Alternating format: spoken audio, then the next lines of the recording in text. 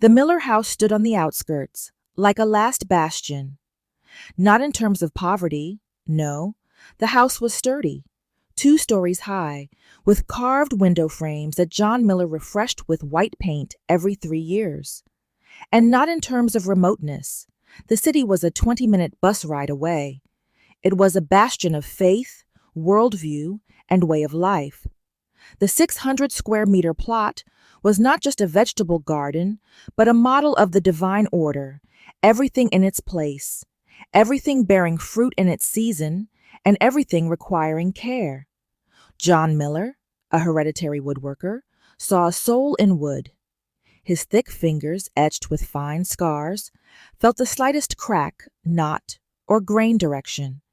He felt people the same way. At the furniture factory, he was respected but feared for his silent, unshakable firmness. At home, this firmness softened. In the evening, returning from work, his first stop was the garden. Not to inspect, but to commune. To run his hand over the bark of an apple tree, straighten a prop under a branch bending with fruit, pluck a yellowed leaf from a tomato plant. This was his conversation with the Creator. Mary, his wife, was his complete opposite and complement simultaneously. If he was the roots of their family tree, she was the life-giving moisture flowing through those roots. Petite, round-faced, with radiant eyes, she was never idle. Her hands kneaded dough, sewed dresses, turned the pages of the Bible, comforted a fallen Timmy, straightened a bow on Masha's hair. And all this with a constant, quiet smile. Her faith was not in dogmas, but in action, in a plate of hot pancakes for the alcoholic neighbor, in a basket of berries for the lonely sister from church, in patiently listening to their teenage son Alex's problems. Their life was permeated with a rhythm set not by the secular calendar, but by Scripture. Up at 6, morning family prayer in the living room, where a cross-stitched verse from Proverbs hung on the wall. The fear of the Lord is the beginning of wisdom. Breakfast. Then school, work. In the evening, prayer again, Bible reading. John read slowly, deliberately, as if carving out every phrase. Then he would look at the children and ask simple questions. What would you have done in Joseph's place when his brothers sold him? What does turning the other cheek mean for us today? Anna, at 14, listened with bated breath. For her, there was nothing more beautiful than those evenings. The smell of apple pie, the warm light of the lamp, her father's calm voice, her mother's hands folded in her lap. She felt part of something huge, eternal, protected.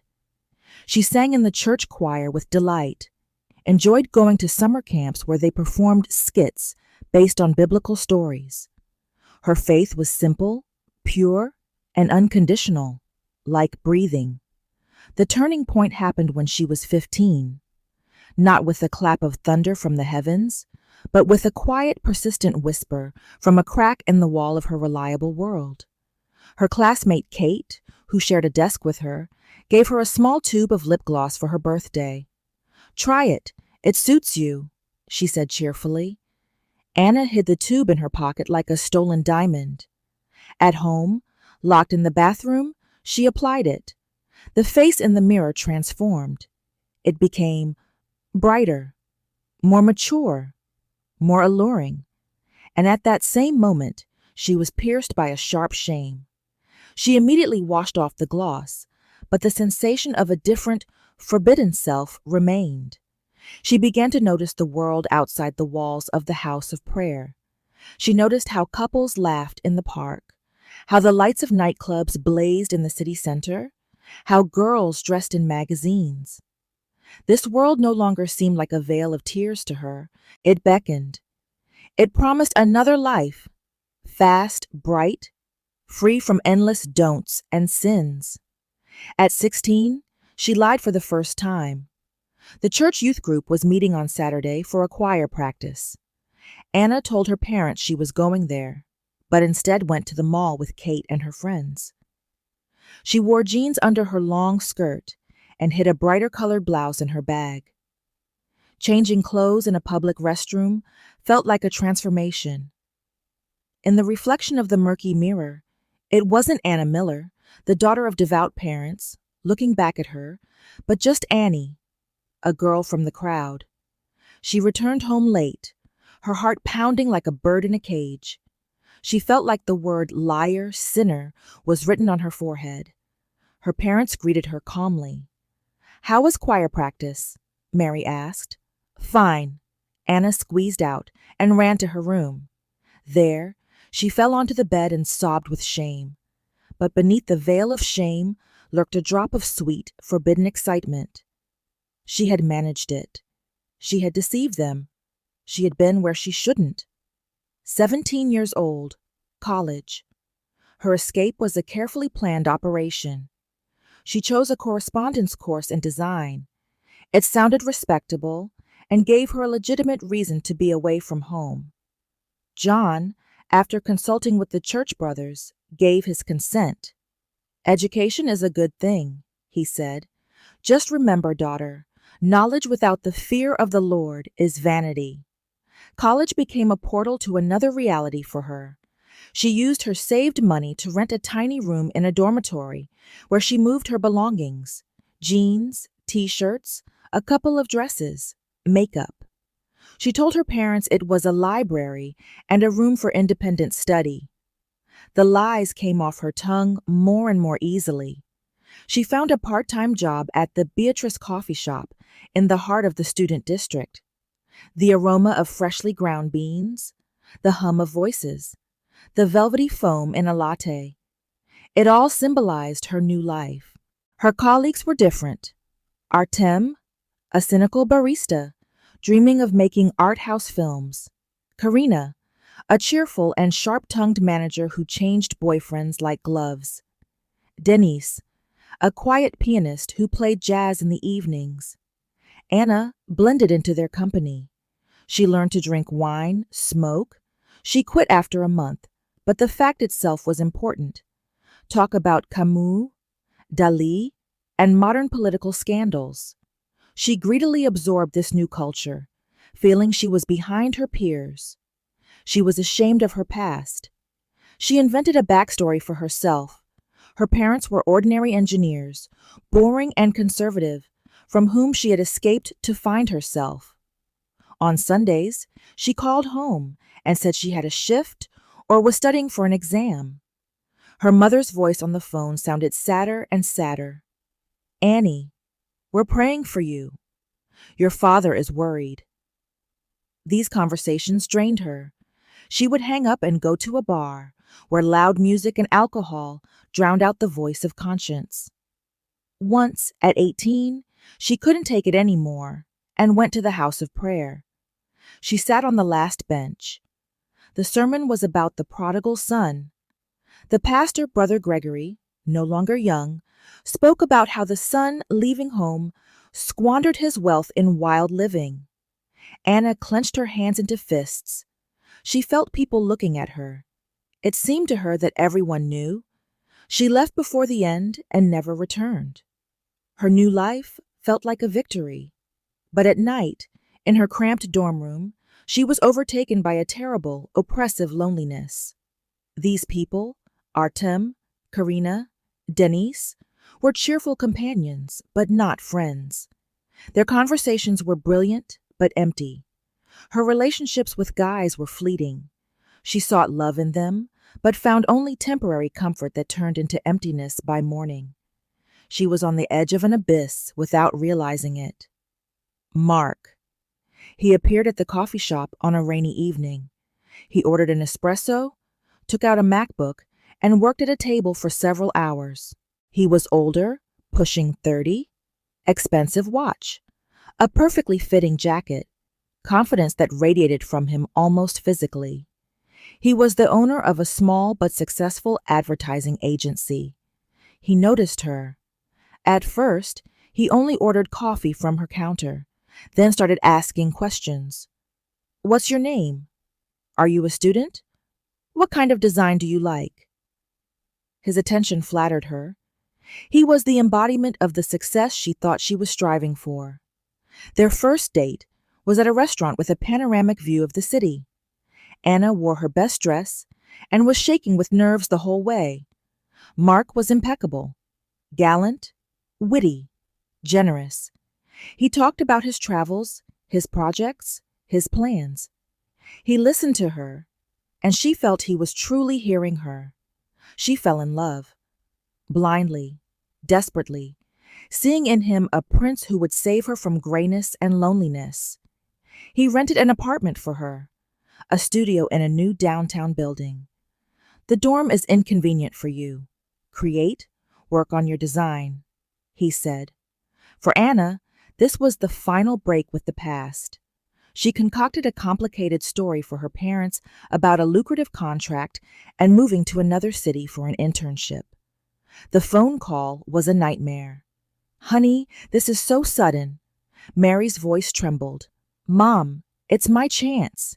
It's big money, experience," Anna said, gripping the phone so hard her knuckles turned white. John took the phone.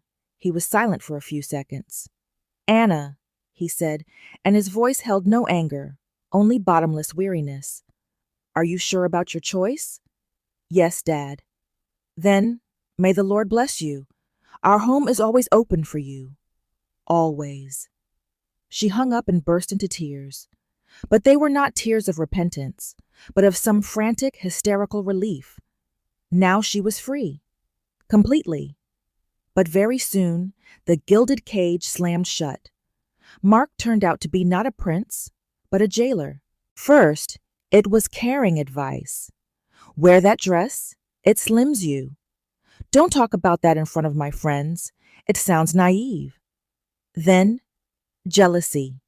He demanded the passwords to her phone and social media, got angry if she was 5 minutes late from college. Then the first fight happened. She joked with a waiter at a restaurant. At home, Mark exploded. He didn't hit her. No.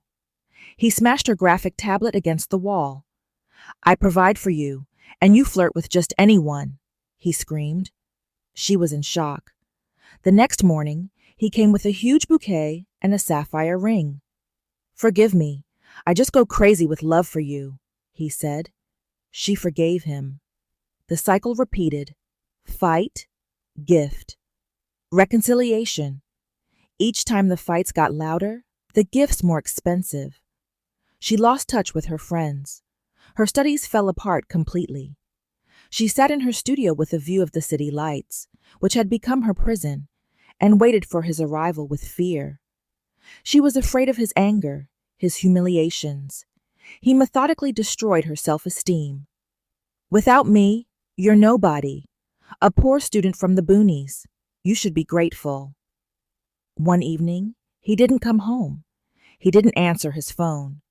She sat by the window all night. In the morning, he appeared, rested and cheerful. "Was with clients. Left my phone in the car." She knew he was lying, but she didn't even have the strength for jealousy. She was an empty shell. She hit rock bottom the evening he, angry about some failed project, threw another scene at her. He yelled that she didn't support him, that she was stupid and untalented, that her designs were childish scribbles. He threw her laptop against the wall. The screen went black with a quiet crunch. It was the crunch of her last hopes. "Get the hell out!" he screamed, and grabbing her by the shoulders, shoved her out into the hallway, slamming the door. She stood on the cold concrete landing in nothing but her bathrobe. It was autumn. An icy wind blew through the elevator shaft. She slowly slid down the wall onto the floor. She didn't even have the strength to cry. Inside, there was only a black, starless void. She had reached the bottom.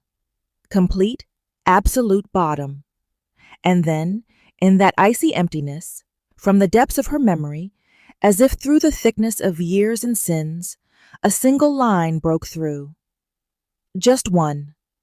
From a psalm she had sung as a child, sitting on her father's lap. "My rock, be not deaf to me." She wasn't thinking about God. She hadn't believed in him for a long time, but in that moment of despair, when there was nothing and no one left, this was the only cry her soul was capable of. She whispered into the darkness, pressing her forehead against the cold concrete. Lord, if you are there, I have nowhere to go. I have no one to turn to. Help me. Just help. Forgive.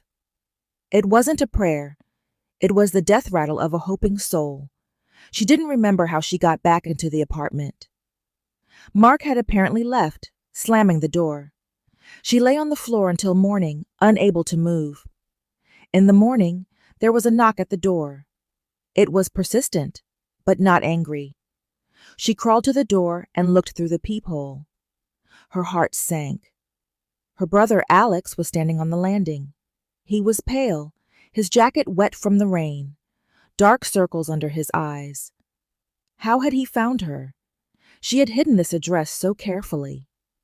Slowly, as if on rusty hinges, she opened the door. Alex stepped over the threshold. His gaze slid over her face, the bruise under her eye she could no longer hide, the shattered laptop on the floor, the general chaos. His eyes held no surprise, no condemnation, only infinite, all-understanding sorrow. Annie. His voice broke. He paused to gather strength. Dad is sick. Last night. A heart attack. He's in the ICU. The world didn't collapse for Anna. It simply ceased to exist. All her fears, her pain, her rebellion.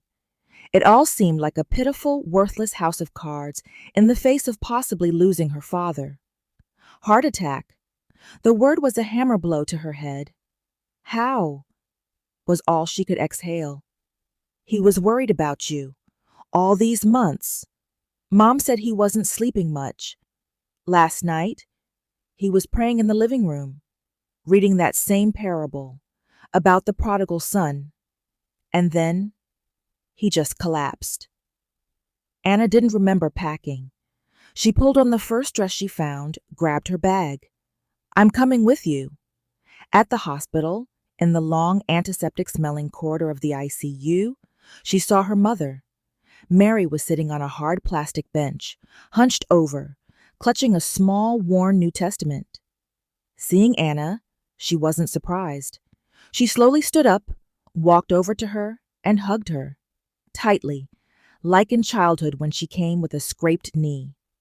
That embrace held no reproach. There was only love, all forgiving, all enduring motherly love. Mom, forgive me, forgive me. Anna sobbed, burying her face in her familiar dear shoulder. Hush, baby, hush, Mary whispered, stroking her hair. He will live. We are praying. God is merciful. You're home, you're home. Those words, you're home, were the first ray of light in the pitch darkness for her. John Miller fought for his life for 3 days, the 3 longest days of Anna's life. She never left the hospital. She slept in fits and starts on the same plastic benches, ate the food her mother brought without tasting it. She prayed, for the first time in years, truly. Not as a ritual, but as a conversation with the only one who could help. She repented. She begged. She promised. After 3 days, the doctors allowed a short visit. John was pale, weak, tangled in tubes and wires. But when his eyes met Anna's, a spark ignited in them. That same paternal, loving spark. He moved his lips with difficulty. Anna leaned in. My prodigal daughter has returned, he whispered. Glory to the Lord. Those words became a second baptism for her. There wasn't a drop of reproach in them. Only joy. Only forgiveness. She left the room and, leaning against the cold wall, wept. But these were no longer tears of despair. They were tears of cleansing.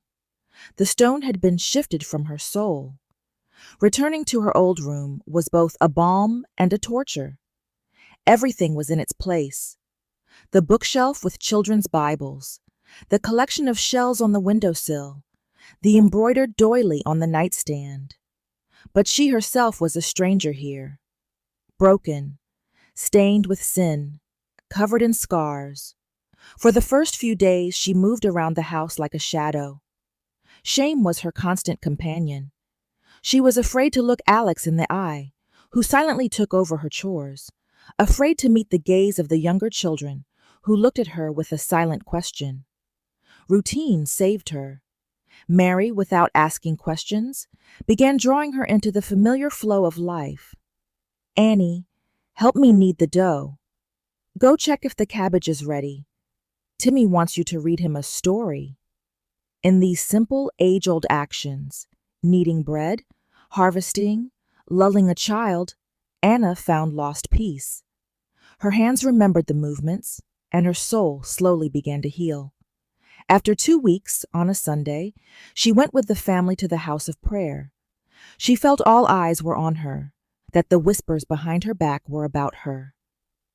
She sat hunched, unable to raise her head, but when the first hymn, "How Great Thou Art," began, something broke inside her. She heard the voices of these people, familiar from childhood.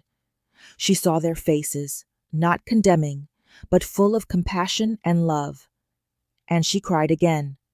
Quiet, healing tears streamed down her face, washing away layers of grime and shame. After the service, Sister Olga, the one who led the women's ministry, came up to her. She said nothing, just took her hand and squeezed it tightly. It was enough. The external return was only the beginning. Inside, a war raged on. Guilt was her personal demon. She had nightmares. Mark's face screaming at her, the cold floor in the hallway, the shattered laptop. Sometimes she was seized by panic attacks when she thought about the future. Who was she now? The one who had stumbled, returned penitent? What could she offer the world? One evening she was talking with her father. He was already able to sit in a chair on the porch. They were drinking tea with honey. "Dad, how?" she asked, struggling for words. "How could you not be angry with me, not turn away?" John looked at the garden for a long time, where the last fruits, touched by frost, hung on the apple trees. "Annie," he said finally, "anger is the easy path. It gives an illusion of being right. But to love? To love is work, a decision, every day. I remember Paul's words. Love is patient. Love is kind. It is not self-seeking. It always protects. I just made the decision to love you. Every day. Even when there was no news. Even when my heart was breaking with pain. Because that's how Christ loved me." He looked at her directly.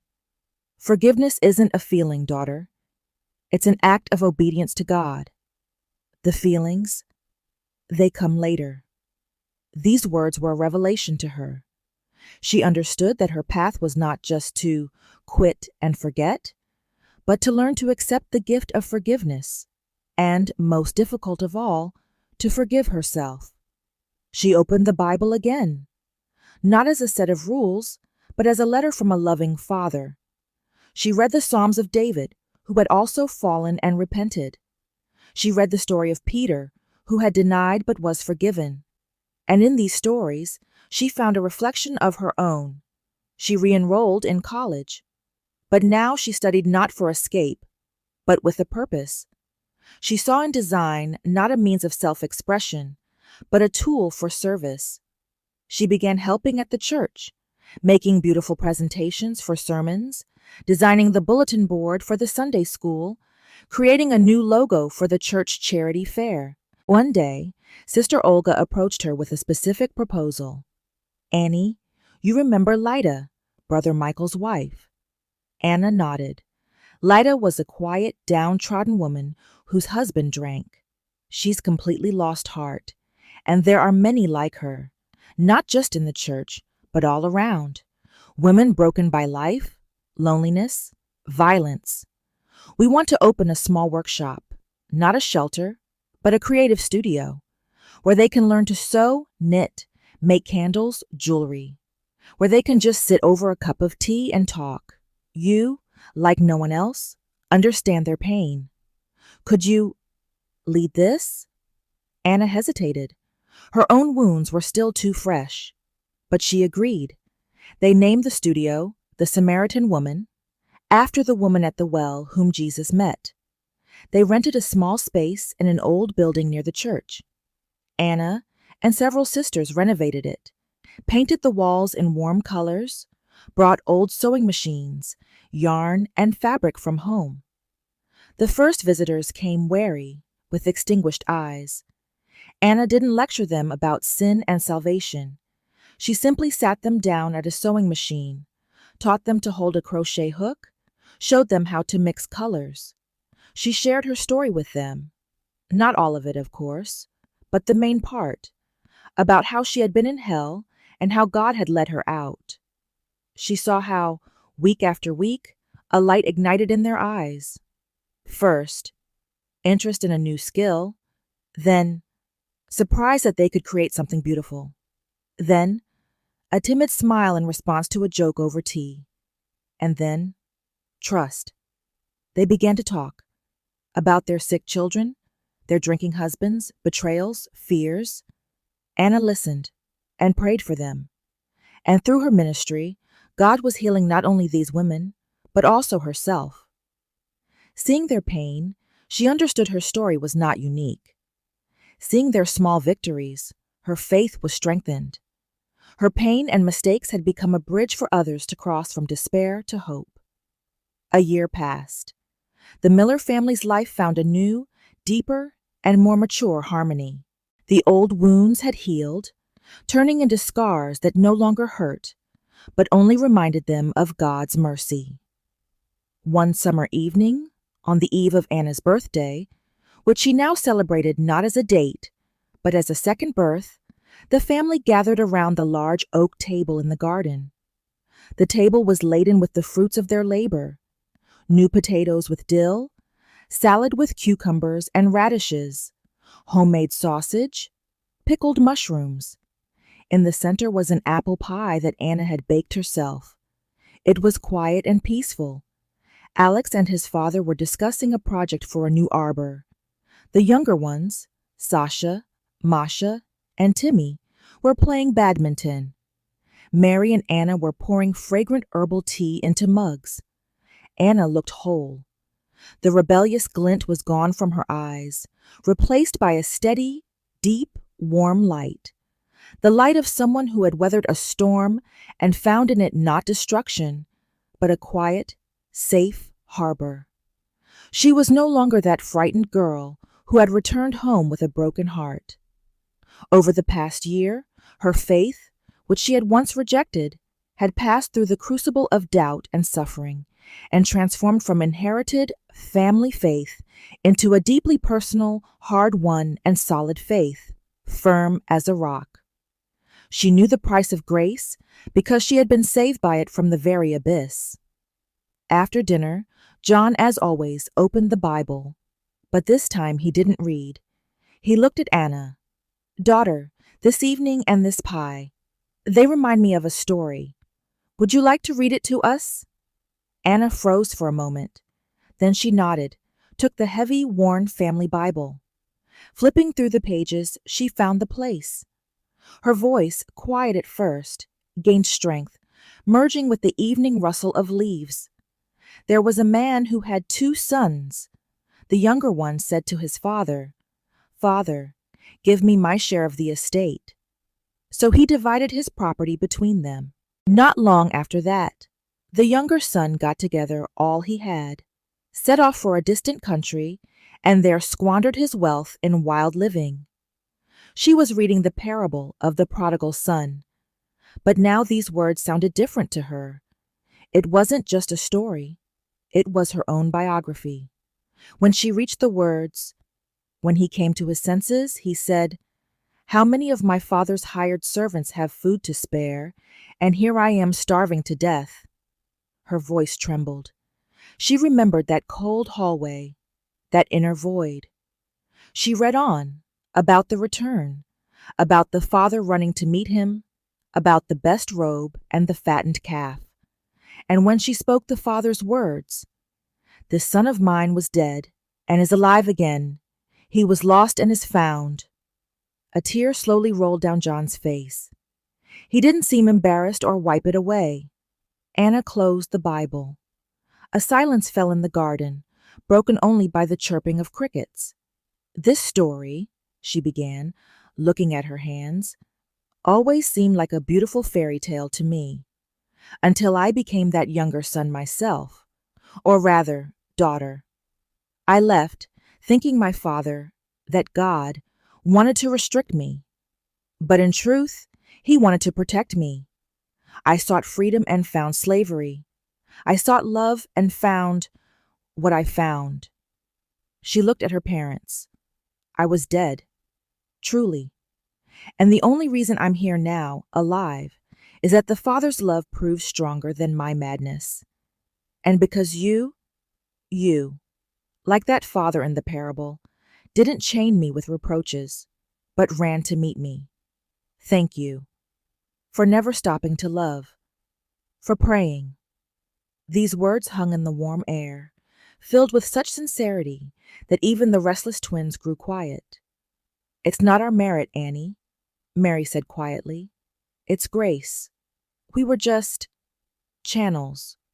But the path of healing is rarely straight.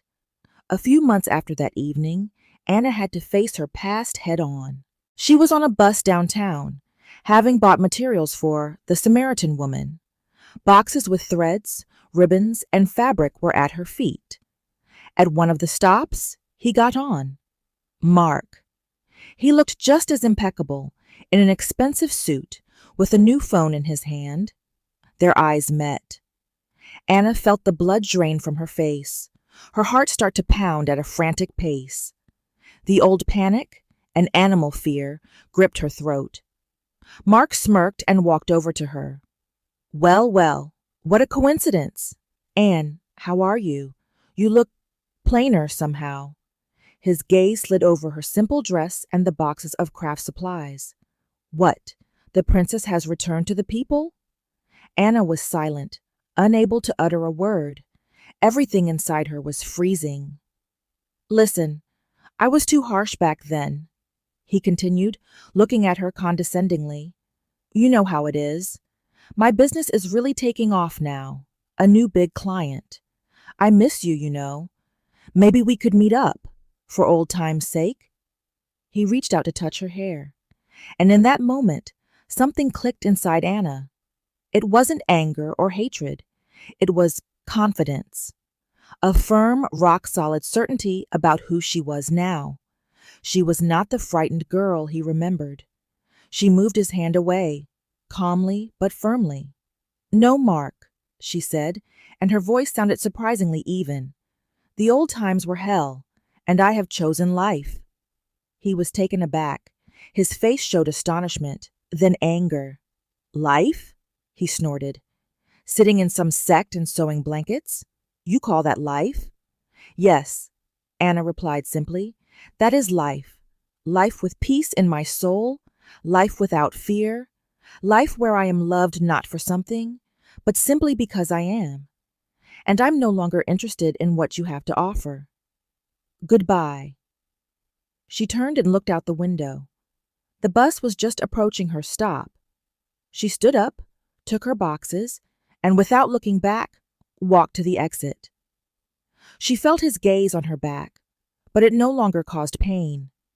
There was no fear, no regret, only a light, almost weightless sadness for him, and an immense, all-consuming gratitude to God for the freedom he had given her. Stepping out onto the street, she took a deep breath. The air was fresh and sweet. She realized she had just passed a crucial milestone. She hadn't just physically returned home. She had reclaimed herself, her identity, her dignity. And that dignity was based not on others' opinions or expensive things, but on the firm knowledge that she was a child of God, redeemed and loved.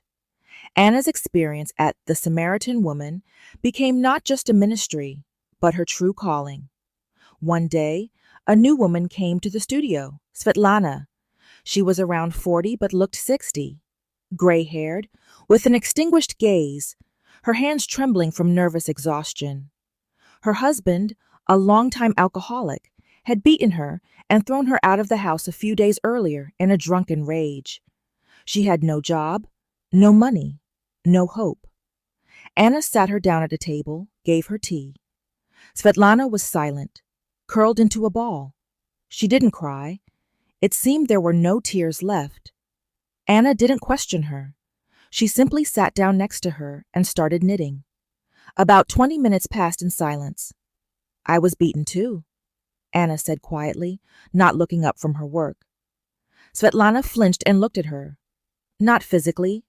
Well, not only," Anna continued, "but beaten in my soul.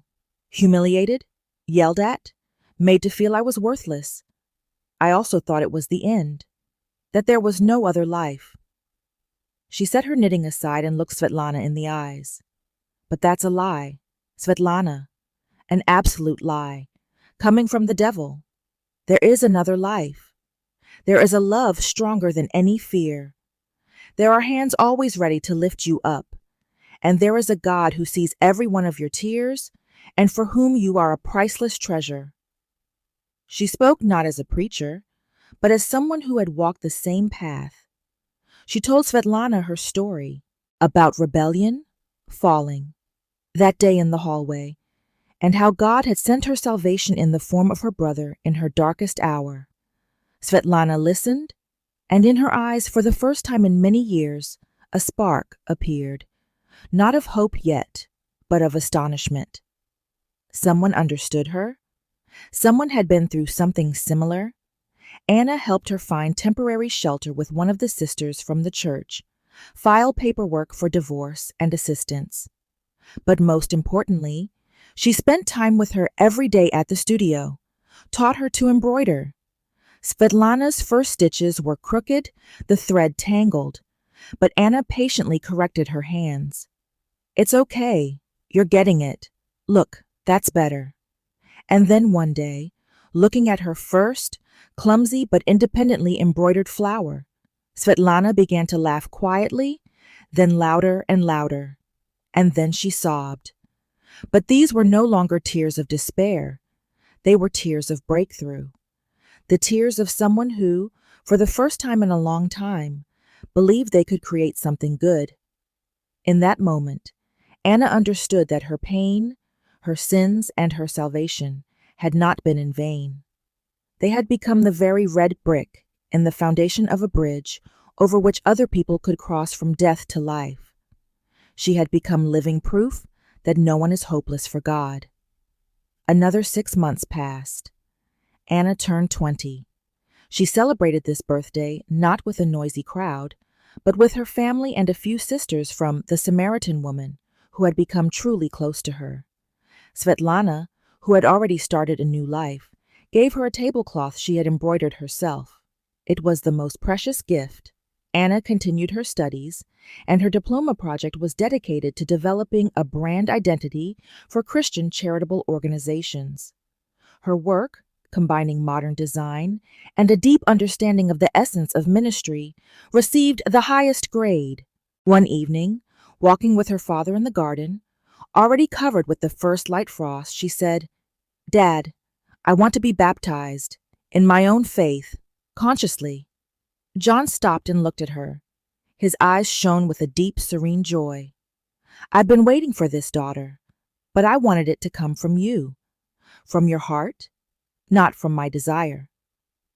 Preparing for baptism became a new stage of understanding her faith for Anna. She studied Scripture, not as an obedient daughter, but as an adult, affirming her personal covenant with God. She asked Pastor Gregory difficult questions, argued, searched. Her faith, tempered in trials, was now gaining depth and wisdom. The baptism ceremony took place in the house of prayer. When the pastor asked her, "Do you believe that Jesus Christ is the Son of God, and do you give your life to him?" Anna, looking into the eyes of her parents, brothers, sisters, and all the gathered brothers and sisters in Christ, answered firmly and clearly, "I believe, and I give." The immersion in water became for her a symbol of the final burial of the old, rebellious, dead Anna. Rising from the water was the birth of a new creation in Christ. When she came out of the baptismal pool, people hugged her, shook her hand. But the most important moment came later. Her younger brother, 10-year-old Timmy, approached her. He looked at her with a serious, thoughtfully adult expression. "Annie," he said, "when you left, I was afraid you'd never come back. But now I want to be as brave as you." "Brave how?" Anna smiled. "You weren't afraid to admit you were wrong, and you weren't afraid to come back. That's real bravery." Those words touched her deeply. She understood that her story, her fall and return, had become not a stain of shame on the family, but a lesson. A lesson in humility, repentance, and the boundless power of God's love for the next generation. 5 years passed. A sunny autumn morning, a large table was set again in the Miller family's yard. The occasion was simple and joyful. The birthday of little Masha, the daughter of Anna and her husband, Daniel. A first birthday, an event this family knew how to celebrate with special, warm gratitude. Daniel was a young brother from their church community, a quiet, calm woodworker who had once trained under John. Their love had grown slowly and naturally, like a strong tree, from friendship, shared ministry, and a common faith. Their relationship lacked the blinding passion that clouds judgment, but it held a deep, reliable attachment, mutual respect, and a quiet joy in walking the same path together. Anna, holding her 1-year-old daughter, looked at the gathered crowd. Her whole large family was there. John, gray-haired but just as sturdy. Mary, her face glowing with serene happiness. Alex with his wife and their little son. The now-grown Sasha and Masha. Timmy, already a teenager. There were sisters from the Samaritan Woman, among them Svetlana, now a confident woman running her own courses for women like her former self. Pastor Gregory was there, and many, many brothers and sisters. The cake with a candle was placed in front of wide-eyed little Masha.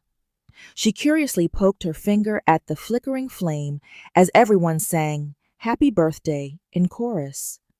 In that moment, Anna caught her father's gaze. There were tears in his eyes, not sad, but solemn. It was the look of a man seeing the full circle of life, its bitter lessons and sweet fruits.